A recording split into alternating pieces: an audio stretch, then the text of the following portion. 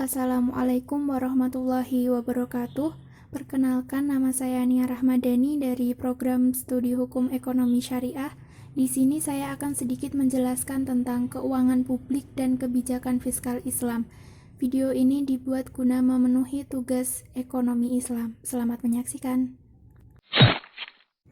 Pada tema kali ini terdapat 4 pokok pembahasan, yaitu yang pertama sejarah keuangan publik Islam, yang kedua karakteristik keuangan publik, yang ketiga instrumen pembiayaan publik, dan yang keempat kebijakan dan instrumen fiskal pemerintahan Islam. Langsung pada pokok pembahasan pertama, yaitu sejarah keuangan publik Islam. Pada masa awal Rasul membangun negara Madinah, hampir tidak ada kas negara, tetapi masyarakat diperbolehkan mendapat bagian dari rampasan perang. Situasi ini kemudian berubah setelah turun wahyu surat Al-Anfal ayat 41 yang artinya, 1/5 bagian adalah untuk Allah dan Rasul-Nya, yaitu untuk kesejahteraan umum dan untuk kerabat Rasul, anak yatim, orang yang sedang dalam perjalanan. Kemudian pada tahun kedua setelah hijrah, sedekah fitrah diwajibkan, dan pada tahun ke-9 setelah hijrah, zakat diwajibkan, dan pada masa ini mulai ada pembagian pegawai yang mengelola zakat. Sumber utama keuangan negara pada masa Rasulullah Shallallahu Alaihi Wasallam, yang pertama yaitu benda logam yang terbuat dari emas, yang kedua benda logam yang terbuat dari perak, yang ketiga binatang ternak seperti unta, sapi, domba, dan kambing, yang keempat hasil pertanian termasuk buah-buahan, yang kelima berbagai jenis barang dagangan termasuk budak dan hewan, yang keenam luqotah atau harta benda yang ditinggalkan musuh, yang ketujuh adalah barang temuan. Sumber sekunder keuangan negara pada masa Rasulullah Shallallahu Alaihi Wasallam yaitu uang tebusan untuk para tawanan perang, yang kedua pinjaman-pinjaman, yang ketiga humus atau rikas yaitu harta karun temuan pada periode sebelum Islam, yang keempat amwal fadhah yang berasal dari harta benda kaum muslimin yang meninggal tanpa waris, yang kelima wakaf yaitu harta benda yang didedikasikan kepada umat Islam, yang keenam nawaib yaitu pajak yang jumlahnya cukup besar yang dibebankan kepada muslimin yang kaya dalam rangka menutupi pengeluaran negara pada masa darurat, yang ketujuh zakat fitrah, dan yang kedelapan kurban dan mufirat. Selanjutnya yaitu keuangan publik pada masa Khulafaur Rasyidin. Yang pertama masa kekhalifahan Abu Bakar As-Siddiq. Dalam masa jabatan Abu Bakar telah menyelesaikan beberapa masalah yaitu kemurtadan, cukai, dan orang yang enggan membayar zakat. Beliau memperhatikan keakuratan dan pendistribusian zakat. Dan yang kedua pada masa kekhalifahan Umar bin Khattab.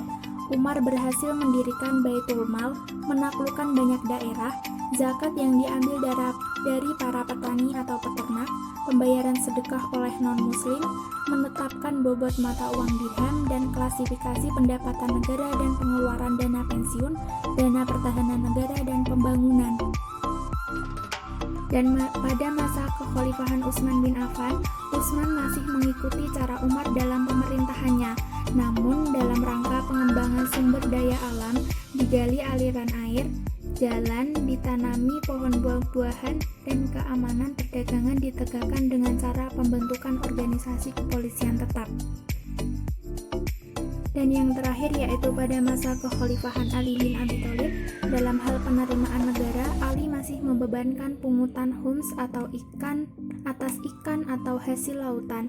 Ali mendistribusikan seluruh pendapatannya di Baitul Mal. Lanjut kepada pokok pembahasan yang selanjutnya yaitu karakteristik keuangan publik dalam Islam. Dalam perjalanan sejarah, penerimaan negara Islam bukan hanya dari zakat, namun terdapat doribah. Doribah lebih dikenal dengan istilah pajak yang harta tersebut diwajibkan dibayar oleh kaum muslimin untuk membiayai berbagai kebutuhan dan pos-pos pengeluaran yang memang diwajibkan atas mereka. Namun, kewajiban membayar doribah hanya dibebankan atas mereka yang mempunyai kelebihan dalam memenuhi kebutuhan pokok dan pelengkap dengan cara yang ma'ruf. Yang selanjutnya yaitu instrumen pembiayaan publik. Yang pertama ada zakat. Zakat adalah harta tertentu yang wajib dikeluarkan oleh orang yang beragama Islam dan diberikan kepada golongan yang berhak menerimanya. Yang kedua yaitu usr, yaitu bea impor yang dikenakan kepada semua pedagang, dibayar hanya sekali dalam setahun dan hanya berlaku terhadap barang yang nilainya lebih dari 200 dirham. Dan yang ketiga ada jizyah. Jizyah adalah pajak yang dibayarkan oleh orang non-muslim, khususnya ahli kitab, untuk jaminan perlindungan jiwa, harta atau kekayaan, ibadah, bebas dari nilai-nilai dan bebas dari wajib militer. Besar jizyah adalah 1 dinar per tahun untuk orang dewasa yang mampu membayarnya. Dan yang keempat yaitu kharaj, yang berarti pajak tanah yang dipungut dari non-muslim ketika Khaybar ditaklukkan. Dan yang kelima yaitu wakaf, yang berarti harta benda yang didedikasikan kepada umat Islam karena Allah dan pendapatannya akan didepositokan di Baitul Mal. Kemudian pada pokok pembahasan yang terakhir yang berjudul kebijakan dan instrumen fiskal pemerintahan Islam. Dalam Islam, kebijakan fiskal merupakan suatu kewajiban negara dan menjadi hak rakyat, sehingga kebijakan fiskal bukanlah semata-mata sebagai suatu kebutuhan untuk perbaikan ekonomi maupun untuk meningkatkan kesejahteraan saja, akan tetapi lebih pada penciptaan mekanisme distribusi ekonomi yang adil. Demikian yang bisa saya sampaikan. Terima kasih, semoga bermanfaat. Wassalamualaikum warahmatullahi wabarakatuh.